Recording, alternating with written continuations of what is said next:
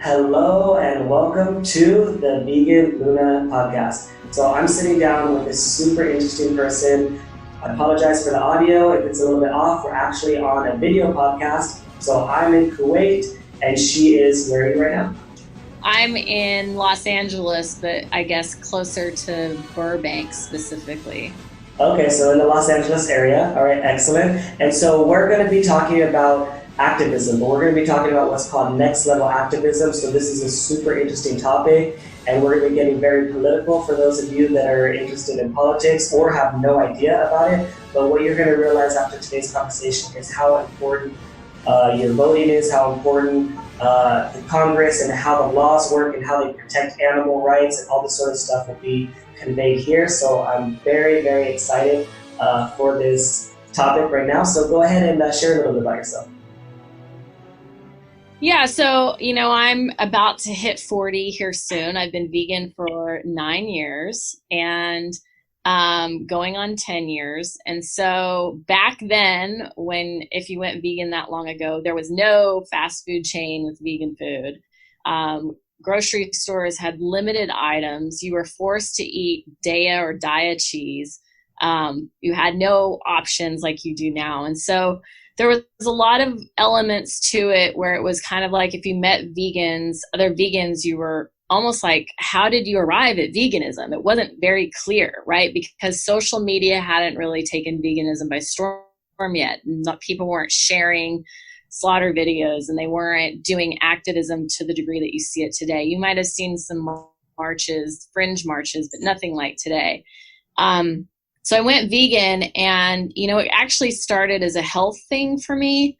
I saw my boss transform his heart issue. He basically had a mini heart attack and was told that, if he wanted to see his young children graduate from high school, his doctor, believe it or not, was one of the few that said, you're vegan from this point forward.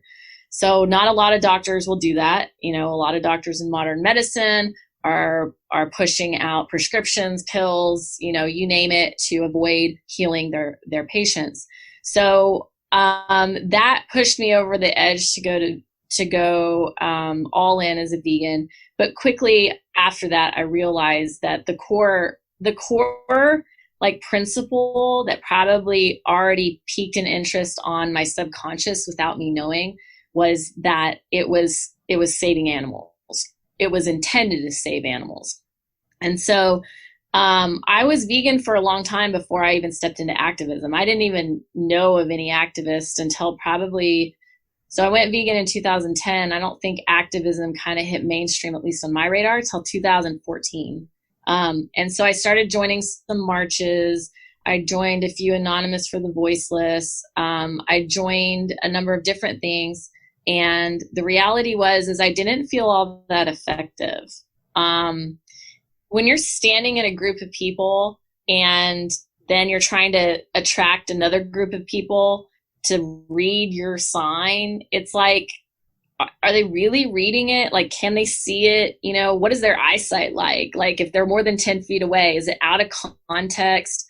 Are they just hearing a chanting? Like, what is really going on? And I'm in the data advertising field, and I just kind of felt like I needed to figure out a way to go bigger. And so meaning like a march requires a lot of people to have a lot of impact. Before Anonymous for the Voiceless and you're holding a video, if you were holding a sign, like how many people could actually see that sign? How many people could you impact? And that was where my mindset was at, is how can one person have a huge impact? And so I hijacked a high-powered light, and the light is meant for the indoors. They use them in concerts and stuff.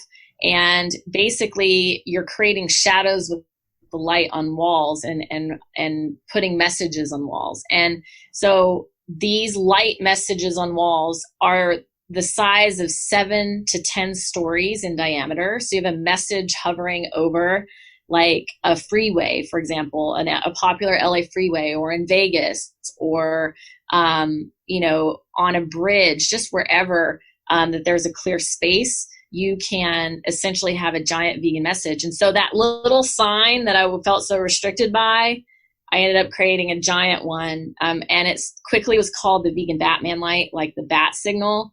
I don't actually think I coined that name.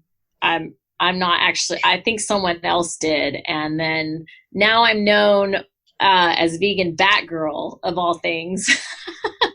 So yeah, that's sort of the story there. So I started doing that activism, and I was really successful at it. Like, people would see that message and the amount of police fiasco it would cause. I mean, I have videos of it that play out like a reality TV show. It is crazy. Like, I've had experiences where people try to steal the equipment on camera. We're scuffling. I have, instances where a police helicopter is coming down, like literally circling me, and then you see the spotlight of the helicopter, which is almost the same power as my spotlight, like crossing each other, and then police coming all the time. I've had like over 70 police. It was at that moment, yeah. No, I mean, the amount of police activism. Yeah. Yeah, the amount of police interactions are wild. It's like I've had 75 police interactions in a short amount of time, and you're talking about someone who's never really pushed the envelope with anything, and then all of a sudden I'm like police's best friend. So yeah, I'd been doing that for several years.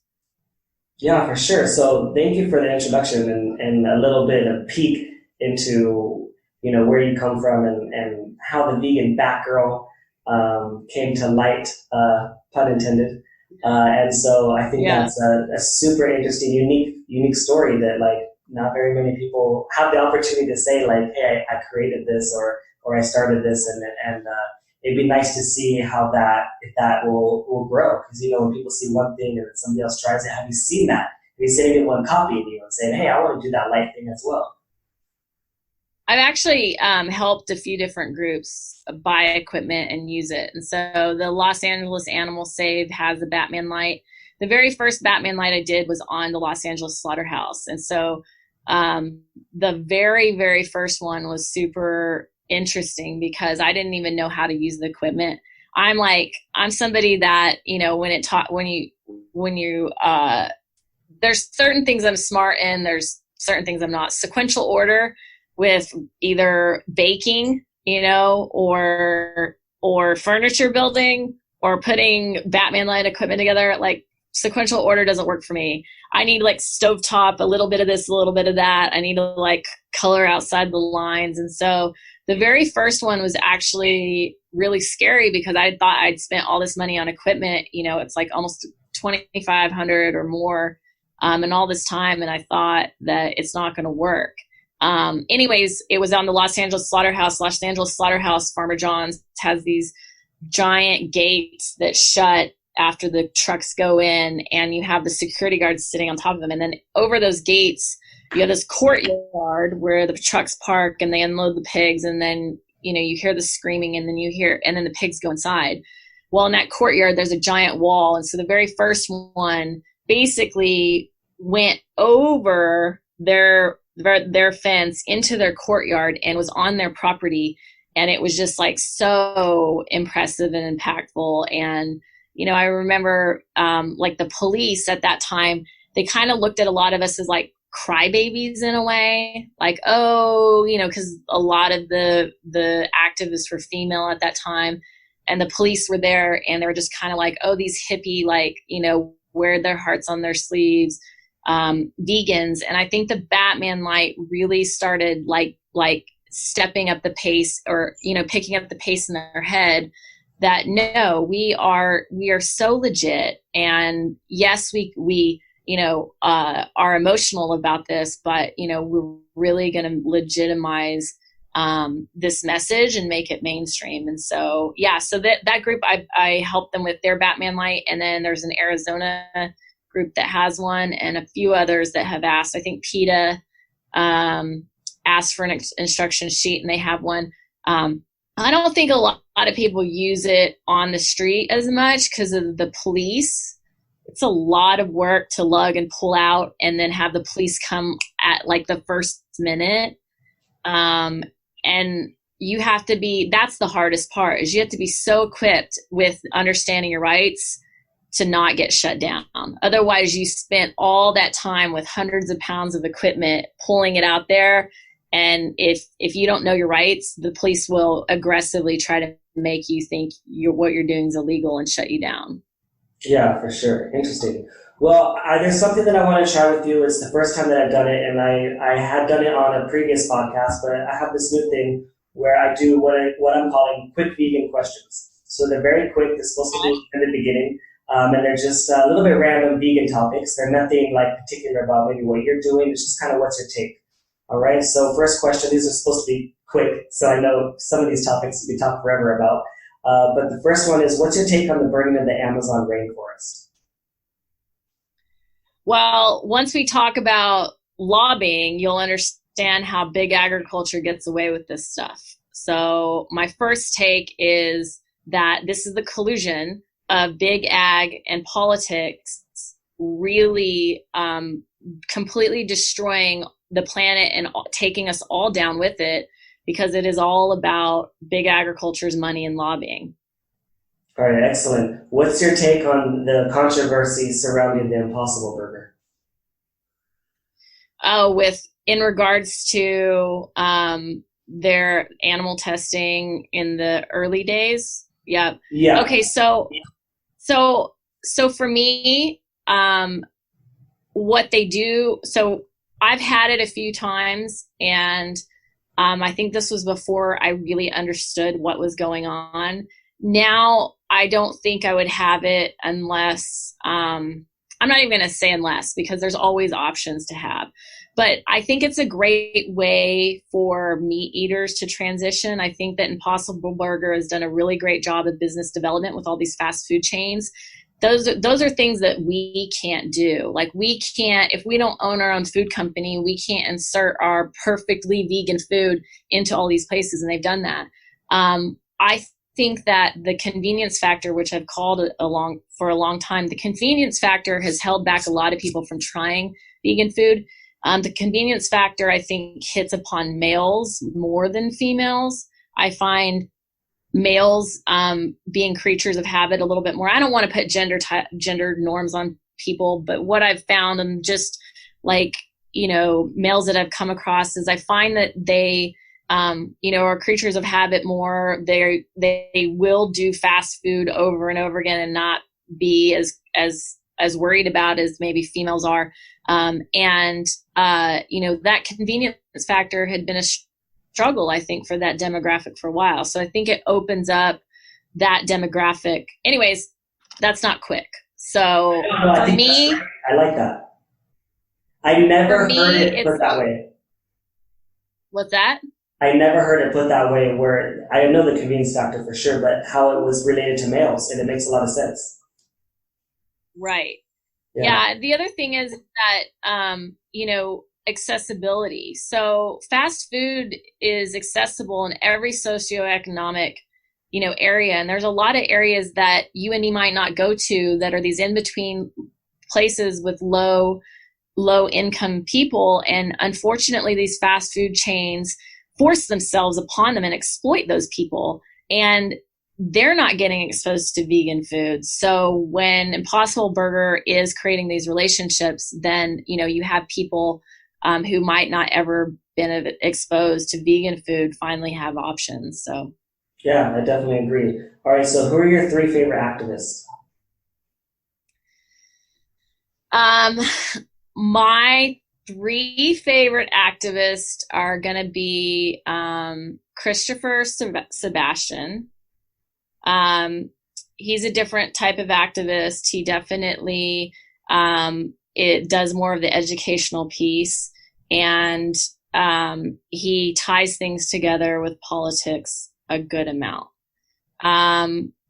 Let me think. See, I'm more off the grid with my favorite activists than the normal person. It doesn't have to be popular ones.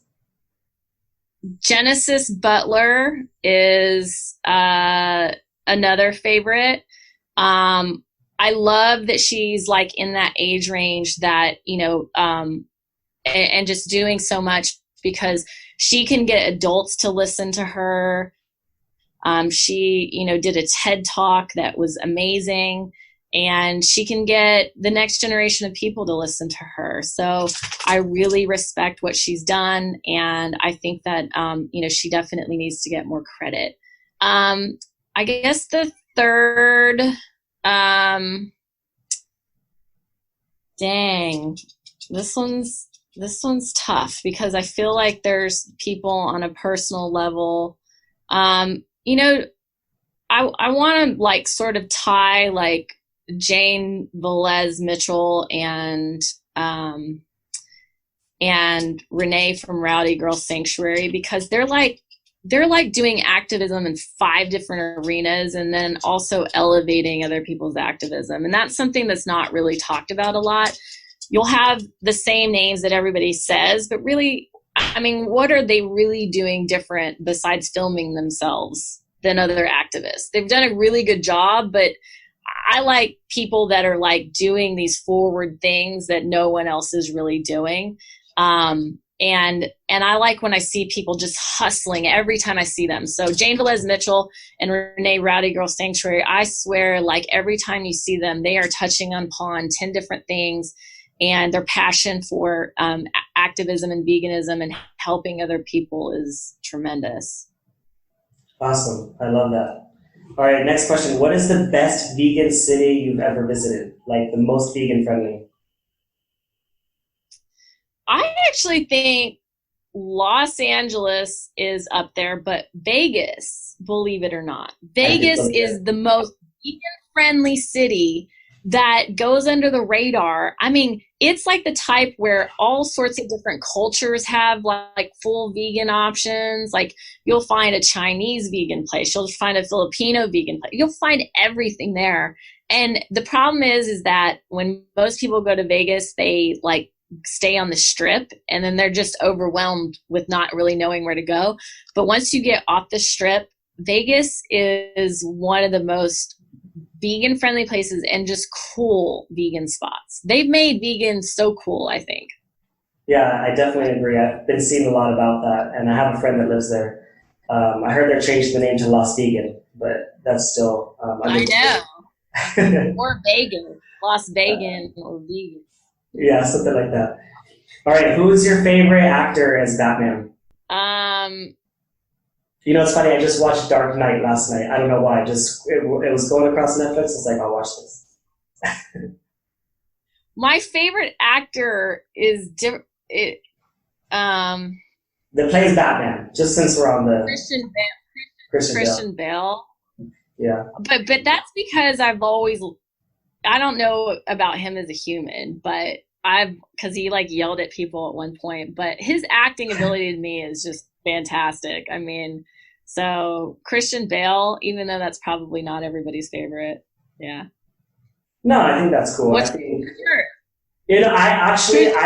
agree. I think for me, I'm on the same page with you. I think that the ones that he did like were so good, like the Batmans that he did and the way he portrayed the character. I don't know if I'm as big on the heavy, strong whispering, you know what I mean, and that strong style. But besides that, like I think everything was great. It made for a good show. Yeah, you have your Batman hat on. Yeah, for sure, absolutely. All right, so that's it for my quick vegan questions. Now I want to get into it. So you touched a little bit upon why you went vegan. Can you share maybe a little bit more about what was going through your mind at that time, and maybe a little bit more into why you made that change? Yeah, so, again, back then you don't really have the same access to vegan food everywhere, and you didn't even hear the word as often.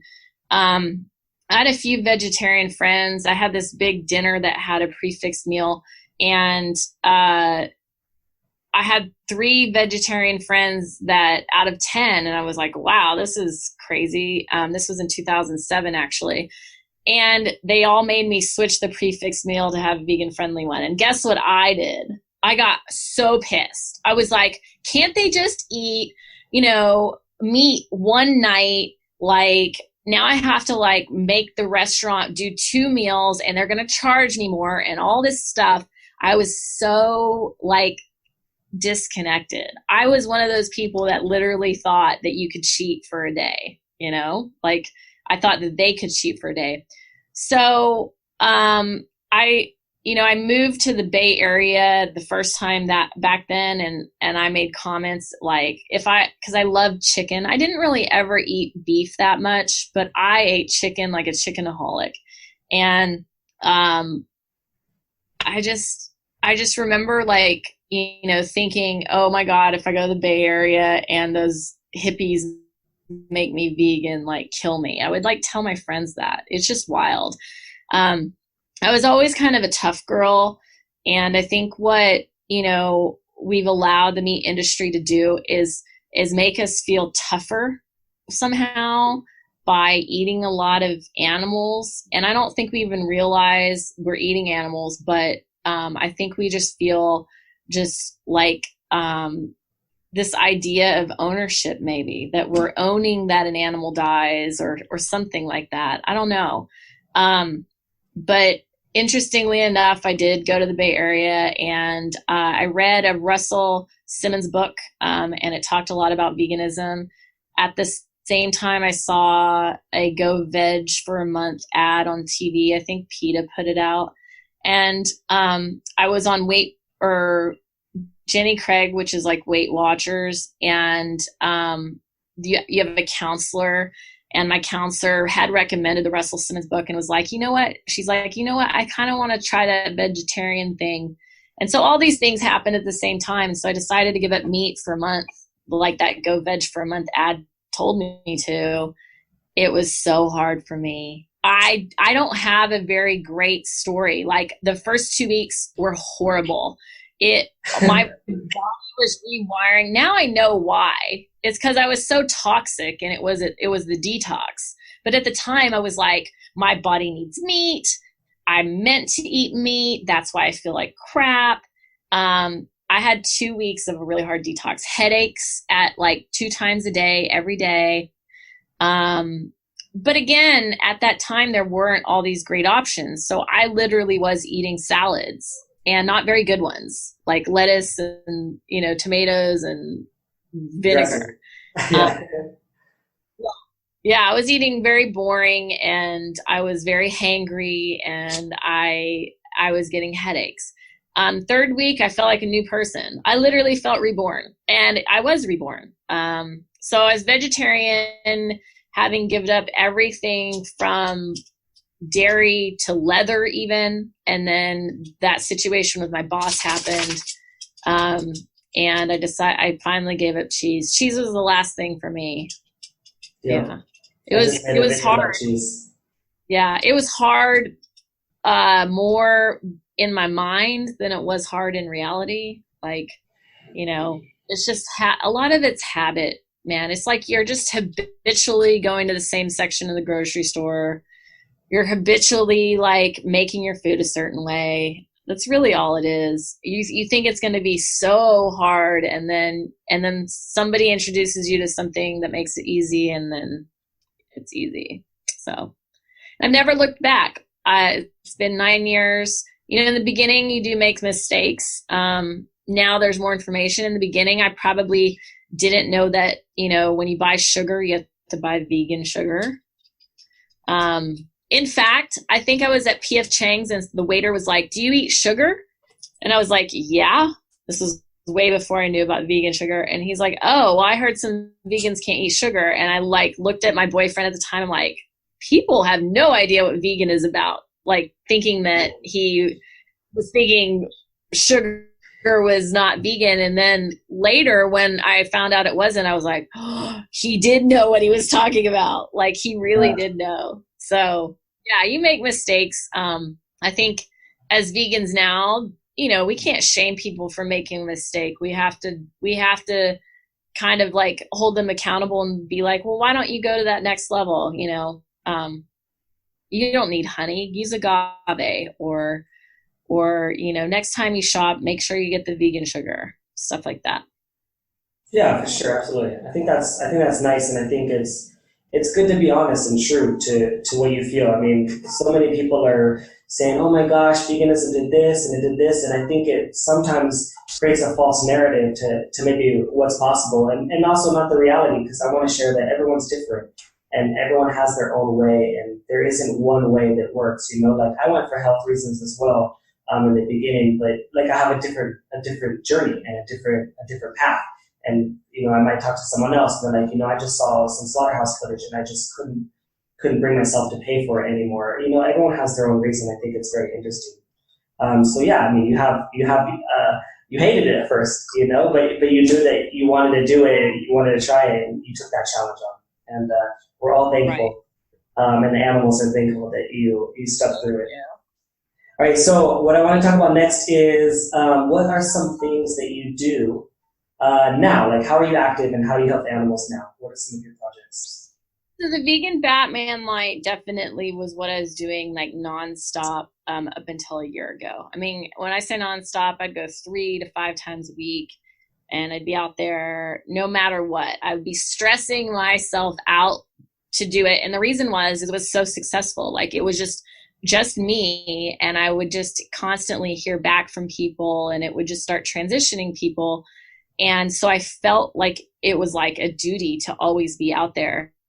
A year ago though, so what's changed now is that I really understand something that I don't think a lot of people understand. And I'm going to sort of talk about how I landed upon this information. And it's really not that hard to land upon it. It's just, I think we get so, I think we see what we want, and we've just created one path to get there, not realizing that, that path might not be the only path. So about a year ago, I started looking at the production numbers.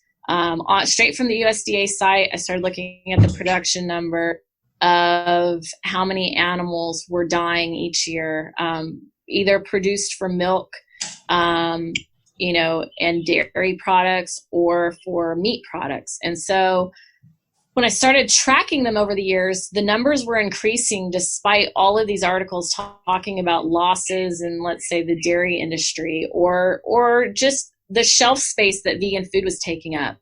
And at first I was like making excuses, the normal ones, like, oh, well, the population increased, so that's why, there would be a production increase. Or, oh, we're trading with other countries, so that's why there might be a production increase. But what I found out is, when I started going down this rabbit hole, is that there's so many freebies with subsidies, which is basically like farmer welfare. And then there's freebies beyond that in the form of bailouts. And these bailouts are so big that what they do is they cause a surplus to where they either just dump out milk, or they put meat and dairy in these giant warehouses storing them.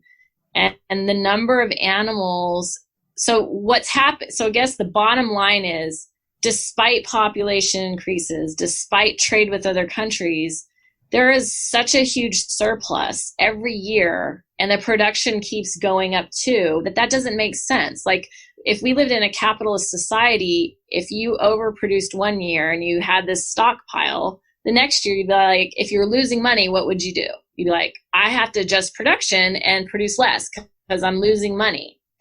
They never did that. So then I started finding out that basically they're fail proof, and they oversupply on purpose. And they've been doing this since 1933. And it literally is part of the system, and it's completely gone under a lot of our radars, where the food system is rigged.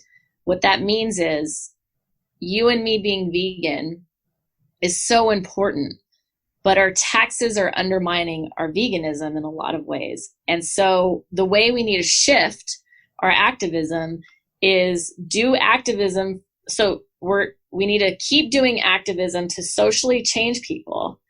But what we forgot about is the justice part. We call it social justice, and we completely forgot about the justice part. The justice part is laws and legal, right? It literally, you can change everybody, and this is a great example. You can have, the majority of people being against semi-automatic guns, right? Emotionally, but if the law allows it to be, legal, then the law is not protecting what people are wanting.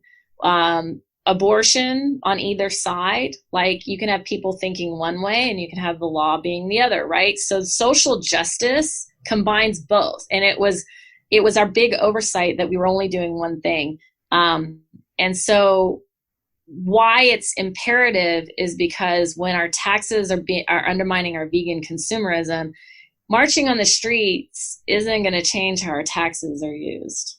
It's just not. A politician is just not going to watch a march on the street and be like, we should change how their taxes are being used. All of these things that come to politics are required to create relationships. When you go on the lobbying pages of big ag, their front pages are always with them shaking hands with some politician, whether it's Trump, whether it's Bernie, whether it's a state politician or even more local. We as vegans need to be doing the same. We need to be creating those relationships and we need to be lobbying. I can give a little historical background of why this happens if you want. Kind of up to you how you think is best to learn about this topic. Yeah, no, sure. Share. You're the experienced one, so I definitely trust in you delivering the message the most effective way.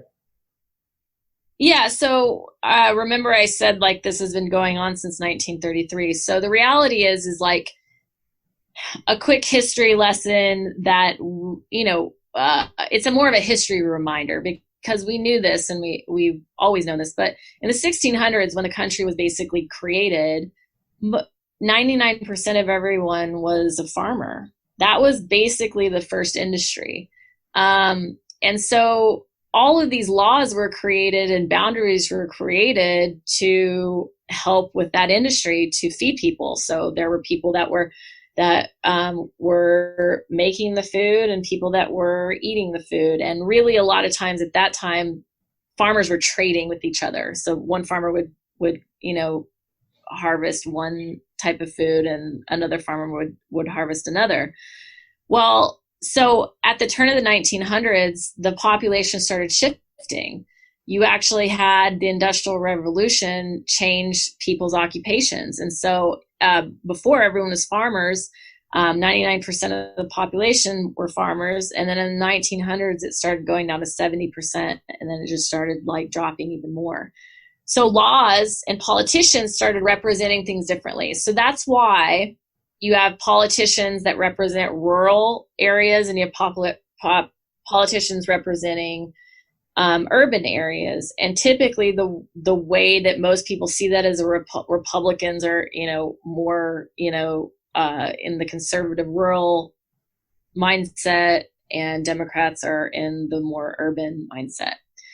Well, so farmers in 1933, the stock market, crashed, and basically in response, FDR didn't want to see all these people who were hungry and didn't have money to eat, and these farmers who basically had all this production that wasn't getting sold. He was afraid that if the food system failed, that essentially everything would just collapse. So what he did was he used our taxes and created the Agriculture Act in 1933, and he basically bought back all of their oversupply. And he distributed all that oversupply to feed the people that needed it. That is exactly what happens through today, except the oversupply is so much bigger than feeding people, that now it just gets wasted or dumped. And so there's about like 1.3 billion pounds of cheese, I think, in storage, and almost 2 billion pounds of meat. And so you have just this growing production number. You have farmers who've manipulated the system. They've monopolized. Small farmers don't even get subsidies and welfare anymore. It really is big farmers now. And what they've done is the monopoly has put so much pressure on politicians that the government almost is the livestock industry in a lot of ways. You don't see that on the news, but literally almost every week there's billion-dollar bailouts that are being discussed or given to the agriculture industry. Meanwhile, out of the other side of the politician's mouth, they're like, we can't allow these undocumented immigrants using up our taxes for medical and this and that, but they're like giving mega billion welfare to farmers. It's like we've created this narrative where if you're a farmer, even if you're wealthy, it's okay to give you, it's okay to be socialist and welfarist and all of that stuff. And so, yeah, that's kind of the situation we're in. So the Farm Bill, the Agriculture Act turned into the Farm Bill. It's signed every 5 years. One of the most contested bill in Congress. Democrats want SNAP programs, welfare for people, and Republicans want welfare for farmers, subsidies. And so they don't really argue as much as you think because both of them want the bill to be signed. And so it actually, Lyndon B. Johnson was one of the first that combined both of those things together, and it made it bipartisan. Good legislation is bipartisan. It's one that both sides are like, yeah, we want it, right? So the Farm Bill is one of them. And so right now, to that point, there's no real federal vegan lobbying group. And so we've allowed these farmers to basically, manipulate the food system to such a degree where only less than 0.1% of all subsidies are actually given to fruits and vegetables direct to the consumer. Everything else, for the most part, is livestock feed, and you have some, you have a few other products as well, but none of it is really giving the direct consumer the right type of food or healthy food. So our taxes are just, going over and just being ushered to them just without any regard. And at this stage, the bailouts used to be $20 to $50 million every other year. We've had a $16 billion bailout and a $12 billion bailout in less than 365 days. So 20 to 50 million to now 28 billion. And it's like, again, our vegan consumerism is getting wiped clean along with all of those things. It's devastating. It really is devastating, but it can't paralyze us. Again, social justice. I talked about a quote that MLK said that basically said that it's true that laws can't change the morality of basically what's in a man's heart, but it can prevent the man from lynching him, right? And so we just, as vegans, we just need to get on that page. We need to, I'm tatted up. I've gone many years without voting. I hated politics to such a degree.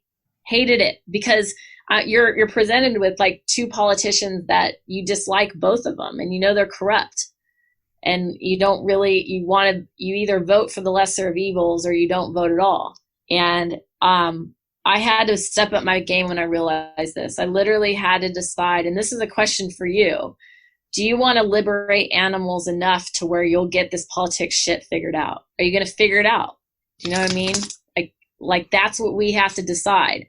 We hate politics, but do you want to liberate animals? Because right now in veganism, consumerism, I promise you, if I showed you the production numbers straight from the USDA, milk production's gone up 37% since 2000. That means the production is going up. Meanwhile, Forbes just said the dairy industry lost $1 billion in sales last year. So why do they keep overproducing? So do we want to liberate animals enough to start lobbying? Yeah, I think that's a great question, and I think that's where I started to land at when I started recently looking into the politics, and I think the thing that really captured me into learning and looking into politics a little bit more was actually the Green New Bill, right, which is the one that was focused on the environment, and looking into that and seeing who supported that and the reasons behind it. and just listening to someone like Alexandria Ocasio-Cortez speak, and hearing how those things can affect the way we live, and realizing that there was some blockages in the system, whereas like you might believe one thing, but the laws aren't going to allow it to happen. Even though the majority might believe in it, that isn't enough. And I think the second thing that I watched was an interview with the author that wrote the book, The Uninhabitable Earth, which is about the story of life after warming. So what is likely to happen if we hit 2 degrees Celsius or 4 degrees Celsius or 5 degrees Celsius increase? What are some of the things that are we're gonna start to see, or we already are seeing? And he was having an interview, and he said, well, how can we change this? One of the things he talked about was, well, how do we change this? And it wasn't you as an individual need to change this. It was, no, we need to get the politics in line. We need to get the politicians. Yeah. It needs to be voted in. It needs to go through that route. And if it doesn't go through that route, then the amount of change that needs to happen fast enough will not happen fast enough. And all of us, most of us, I would say, are truly against animal abuse. Whether you're vegan or not, you just, like 99% of people just don't want to see animals get abused. And so if you are against that, then I think you're absolutely right. If you're against the animal abuse, then you need to figure out what's going on in the politics and how you can impact that. And so I think it's really interesting, and I'd like you to talk more about the lobbyist and why is a lobbyist important, and how much does that cost, and what is that going to do?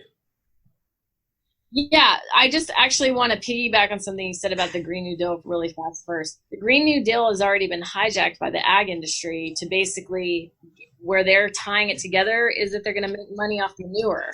So they're basically going to be green by using their manure for energy. Instead of solving the problem, they basically have figured out another way to hijack that as well. And so I just wanted to point that out, because that's what happens when they go uncontested. They literally take a deal that's designed to make all of these different industries, footprint, like, more renewable and everything else, and they hijack it.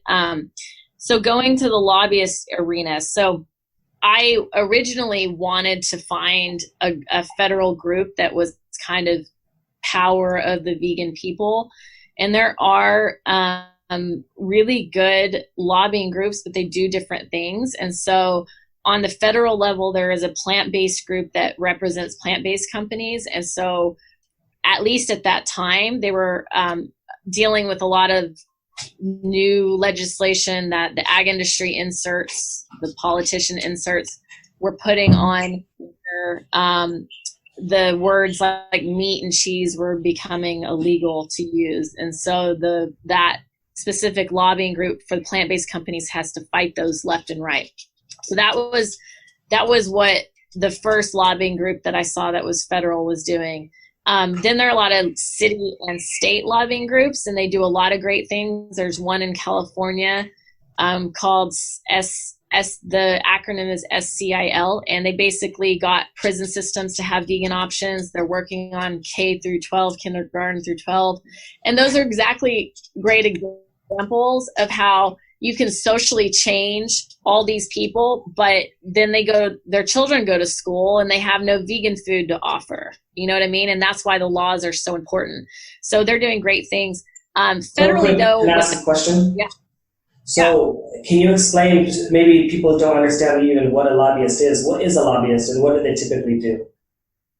Yeah, so it basically is a legal way to create pressure and influence to politicians. It's the line of communication. Voting isn't the only time to create pressure or make decisions. And in fact, voting might be too late.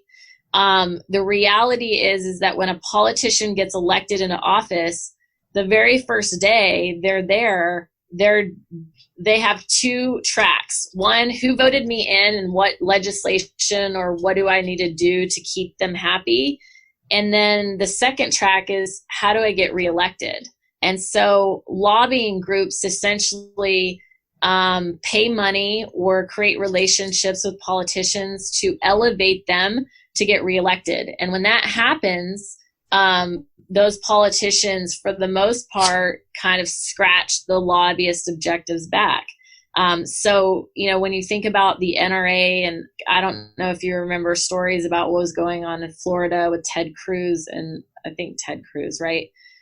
Where the kids that had went to the school in Florida that, they had that mass shooting at, that basically, Ted Cruz refused to answer like what he would do to the NRA, because Ted Cruz, for the most part, had received tons of money from the NRA for his reelection. So you could tell literally it almost like someone's blackmailed in the point where they like refuse to even answer the question. And so that's what happens with lobbying. The problem is that we've let corporatism and corporate lobbying run the game. And that's why politicians do things. We're like, why did they do that? Well, it's because we don't have good public lobbyists. We don't have people lobbyists. We don't have groups that are doing a good job of helping us identify that lobbying is important. And I think that the system wants us to not realize it, right? They don't want us to know that. We have so much power. And when someone's like, oh, how can you compete with big oil money? Well, you put $5 to $10 together from, 100 million people. That's how you do it, or even 10,000 people, 50,000, you start somewhere. We are so much more powerful and can influence politics and politicians, not only those that are elected, but then you get big enough to where you can start driving people into those positions, right? And so that's where politics is at today. You have 535 congressmen, you have 100 senators and 435 House of Representatives, and there's about 100 agriculture inserts. I mean, literally, they're not just people with relationships. They grew up on a farm. Their one mission is to push an ag-gag law or an ag nuisance law or things like that. There are more vegans than there are farmers. We easily could insert our own vegan agenda politicians left and right. We easily could do that. Why aren't we doing that? We're stuck in this like social activism only lane. And I don't want people to get out of that lane. You actually don't need to get out of that lane to start getting in the politics lane, because no one's saying you have to lobby. You just need to centralize your money so that we now have lobbyists in this other lane who, in the same parallel track, are pressuring Congress while we're pressuring the public. And so the cost of lobbyists, the cost is about $100,000 to $500,000 a year, depending on the lobbyist. You need a professional who understands not only how Congress works, but you need them to have a Rolodex. They need to have relationships, because they need to hustle through. House of Representatives are only in there for 2 years. They need to hustle through these relationships so that they can get things that they want. Another thing that a lobbyist can do, it's not just influencing things. It could be to get legislation sponsored. So I founded the Vegan Justice League, which is our lobbying group, veganjusticeleague.com. The legislation that we have on tap right now is to transition at-risk farmers who look like that they're going to go bankrupt or fail from livestock farming to transition them to plant-based farming, regenerative plant-based farming, profitable plant-based farming. This is mimicked off of Renee Rowdy Girl Sanctuary's public program. She's done this several times with farmers to transition them. What we're now doing, see, that's the public side, remember?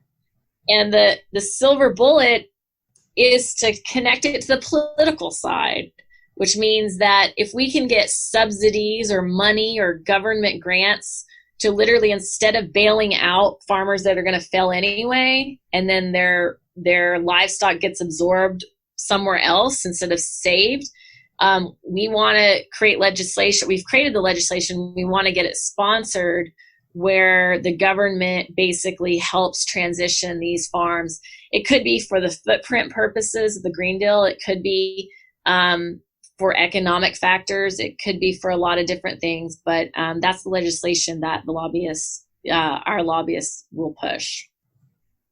Yeah, so for people that really like this message and they're realizing that, hey, this makes a lot of sense. Like maybe, like I like your analogy with the lanes. Like maybe they're in the slow lane and they want to jump into the fast lane, or just another lane that's a little bit quicker. Because you're right, it's the end goal, and any true vegan is going to say, I really want to end animal agriculture. I really want to end the animal suffering, and I want to do whatever I can. And some feel like they're doing everything and they're doing the right things, and maybe they are, but maybe they really believe in this message that you're sharing, and they really want to get involved. What are ways they can help you in your mission? Yeah, I mean, going back to that, animal liberation isn't happening through just social activism. Like, it's not. The numbers are clearly not just in the USA, but Canada as well, and global as well. Global countries follow our playbook, literally follow it. Trade agreements between our countries are very much USA driven. So my message to activists is, I actually want you to get to the point where you need to understand why you went vegan. You didn't go vegan just so you could have a KFC with vegan options and have all your friends be vegan and have, veganism take over the world. You went vegan so that you could save animals. Animals aren't being saved because our taxes are bailing out this industry. So we all have to get back on the same page of what the originating reason was of us going vegan was. And so with that said, it is so important that we have a powerful lobby. We hope the Vegan Justice League will be that powerful lobby, but it requires centralization of money because of exactly that. Lobbyists are expensive, and you need a pressure house. Now, it doesn't take a lot of vegans to do this. It's just it's a matter of centralizing. So let's just put an example. A march recently had 10,000 people. Those 10,000 people, I would guarantee, spent at least $5, maybe $10 on transportation costs, whether it was a subway system, a car, you name it. They spent $5 to $10 each, those 10,000 people. And everyone who carried a sign spent $5 to $25 on their signage. Had those 10,000 people, I'm not saying that you have to pick one or the other, but I'm just putting in perspective. Had those 10,000 people combined, $10, $20, that one march could have hired one lobbyist for an entire year. You see what I'm saying? Like, putting in perspective. So centralizing, when we do it well and everybody does it, and if people go on veganjusticeleague.com, you can donate any amount. You can be a recurring donor so that it's a smaller amount. The more of us that do that, the more that we can hire a lobbyist, and then a second, and then a fifth, and then a 10th, and then a team. We have to start somewhere. I've had people say, like, how are you going to go against the behemoth? And I'm like, well, it's not by sitting there and doing nothing. Like, we have to start somewhere. And you've seen other groups, you've seen how quickly AV has multiplied, and has a global Extinction presence. Rebellion, recently Extinction Rebellion, just blew up, so fast. Yep. And so this is the same thing here. Again, the tough spin is that we're rebels and a lot of us are anarchists. And so the anarchists, trying to get them to see that side of things, like I was mentioning, where it's like, how much do you want to liberate animals? We have to do this. There's no other way. I mean, I hope you come from this conversation realizing that let's keep doing our social activism, but without the politics side, it's not saving animals, and we have to get on the same page. So veganjusticeleague.com, you can donate any amount. We need volunteers. I I speak at a lot of different places and have a lot of content. That content, could be used to drive education and all of that stuff. So we need volunteers to, it could be help put video content. It could be to distribute it and share it. The educational videos are designed to do exactly what I'm doing here, which is like, we need to get on the same page, and we need the next level activism, right?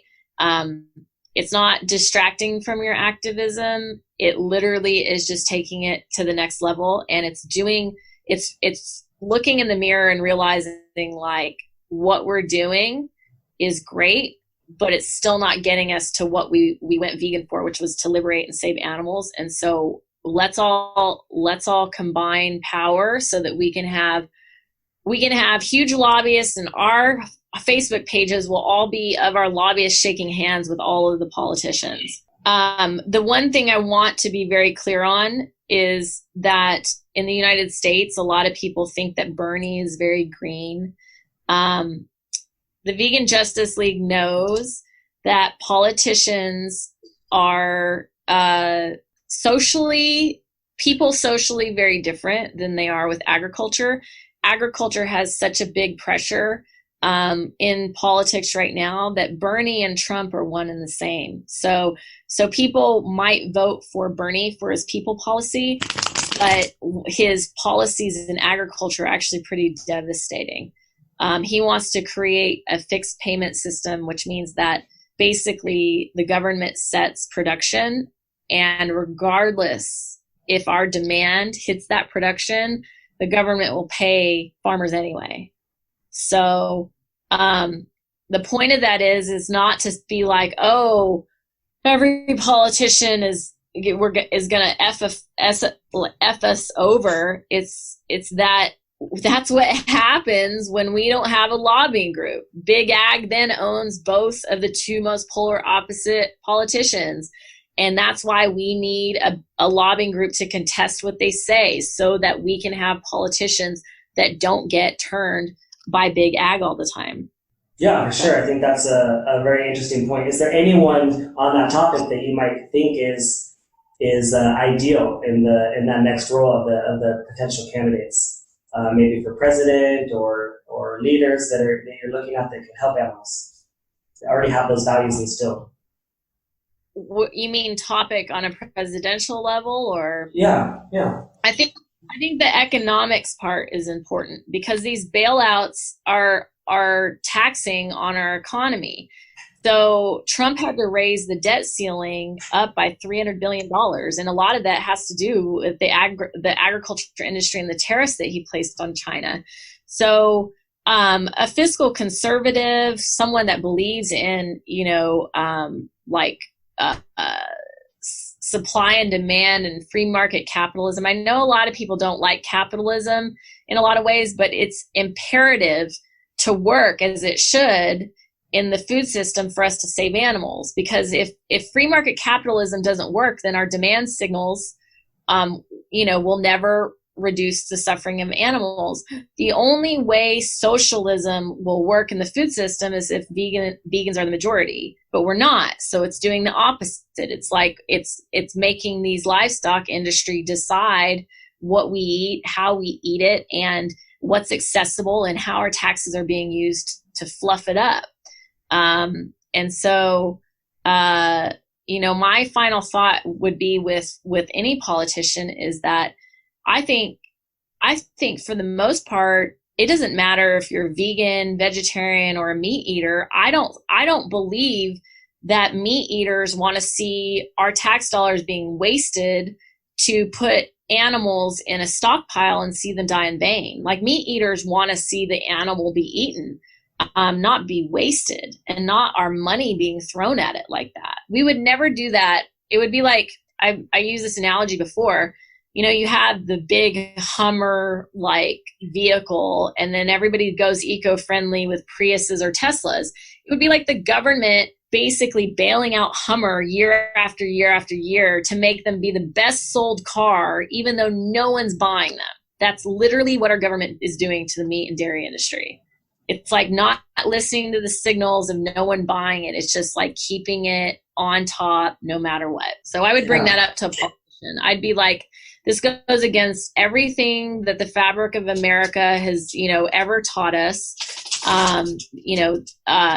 A product or service should be successful based on if it's providing something that people want, not based on the fact that the government is taking our taxes to keep it alive.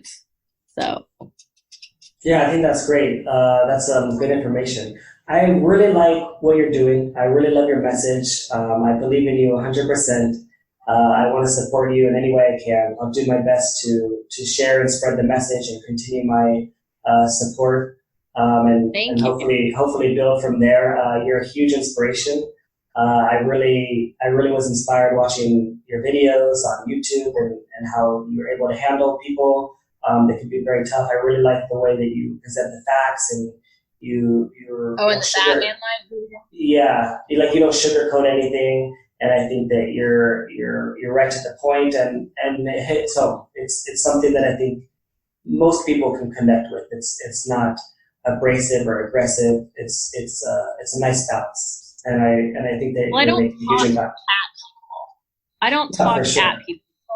I think where people fail is that whether they're being nice or aggressive, they talk at somebody instead of like actually having a conversation. I can still be direct and say almost the same things as someone's yelling at somebody, but I can challenge somebody because I'm like really listening to what they're saying. I'm having an actual conversation. I think that to your point, like if you watch the Batman Light videos, the reason that I can be direct and not offend them is because I call them out on their BS, but I do it in a way where it's just like either like, yeah, don't, you're denying something that's really obvious, or I joke with them, or but the point is like one of the first things that I do is I shake their hand and I find out their name and I talk to them in that way because we want these people on our team. Like, why would we push them away? Like we're selling a product or service ourselves. If you think about it, It doesn't mean you have to sugarcoat stuff, but you still want them on your team. So that YouTube channel, if someone wants to see it, is youtube.com/vegan Batgirl, I think. But yeah, there's a lot of fun videos on there. Yeah, so with that, where are some other places people can find you if they want to follow you, follow your story, continue support? Yeah, so the Instagram handle is vegan_Batgirl, Batgirl, BATGIRL. That's from the Batman Light, which is the activism part. On that Instagram page, you'll see 3 sides to me. You'll see the activism side. You'll see the educational, Vegan Justice League / lobbyist subsidies side. And then the third side, you'll see, me being personal sometimes. I like going out dancing and stuff, and sometimes I'll, that sort of thing. So that you'll get a lot more personal stuff. I left Facebook, which actually has been a great thing. Internet fighting is the worst time suck ever. And I was doing that a lot on Facebook. And so I left Facebook, but the Vegan Justice League group is still on there and they're very active. So facebook.com/Vegan Justice League. I would suggest if someone wanted to donate, go to the website, veganjusticeleague.com, donate, sign up for the newsletter, and then join the Facebook page. And that will allow you to be in the know of a lot of things we're doing. We help with DIY, which is like do-it-yourself lobbying. So your money goes towards the federal lobbyists. But in the meantime, what if we teach you how to do local lobbying in your own district? Somebody who's never done it before to literally speaking in front of city council. And we've been doing that, which I think this is going to be a really cool trend that's going to start taking place, where you're going to start seeing pockets of people that literally just are constantly at like putting pressure on city council for a number of things. So those are veganjusticeleague.com, facebook.com, Vegan Justice League. Mine is Instagram, vegan_Batgirl. YouTube has all of the vegan Batman Light videos, and I'm telling you, there's some great ones with police coming thinking at a bazooka, and just you see them, them getting there and they're just like all flustered and stuff, and I always end up, for the most part, veganizing the police, which is fun too. I'll throw the flirt on. I know I'm almost 40, but I still am a good flirt with cops, I think. All for getting them to take a cheat sheet. So YouTube is a fun place, and then I think there's a Vegan Justice League Twitter handle. But yeah, that's it. And then if someone wants to email me, there's info@veganjusticeleague.com. And that's a great way to contact me. We need volunteers. Volunteers are important for a lot of things.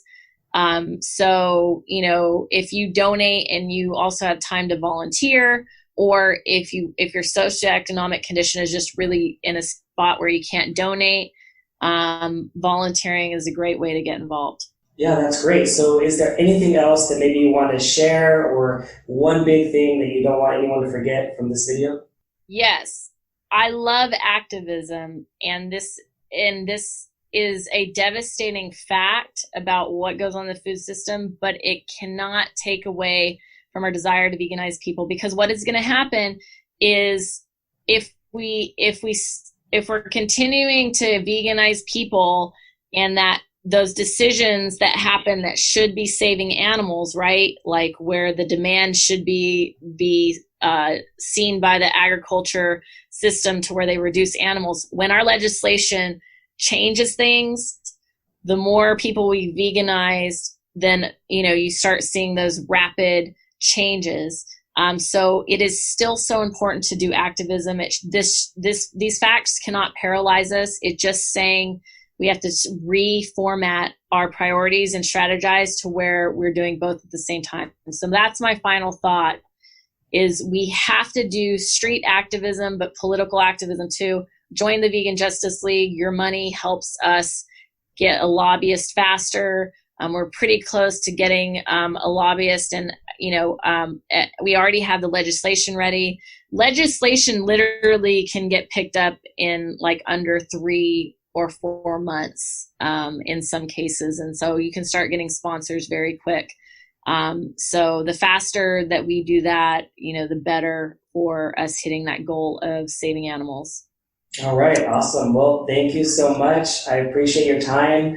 I'm very excited for people to see this. I can't wait to cut it up, edit it, post it.